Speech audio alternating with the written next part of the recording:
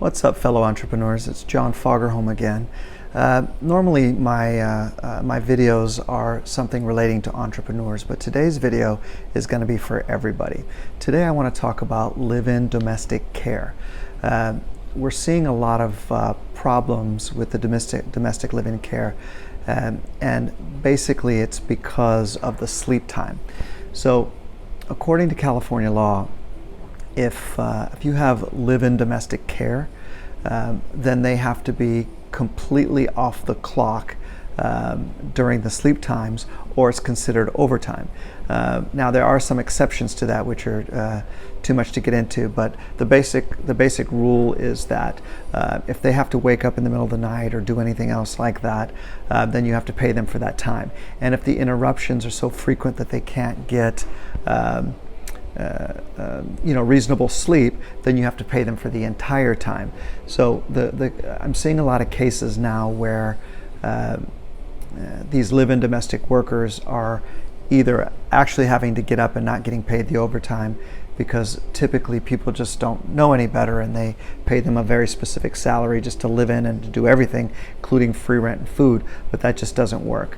And then in the worst case scenarios, they do get their sleep, but because nobody's tracking it, they say that they don't, and then you've got to pay. So the reason why this is for everybody is because I'm seeing this as a problem for companies that staff, but also for individuals. So there are several cases that I'm getting where you have elderly parents that have live-in care, but the live-in care was set up by the adult children. So now the law says that the children, because they're the ones controlling everything, are the employers. So they end up getting hit for all of the penalties and everything else too. So my recommendation is that if you can absolutely avoid it, don't have live-in. And if you can't avoid it, then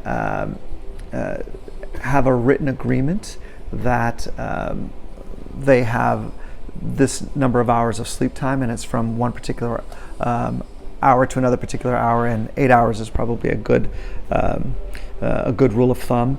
And then if they are required to get up in the middle of the night for something, then have them log that and make that a policy, and then pay them the overtime for it. That's the only way you're going to get out of getting hit with huge penalties and fines.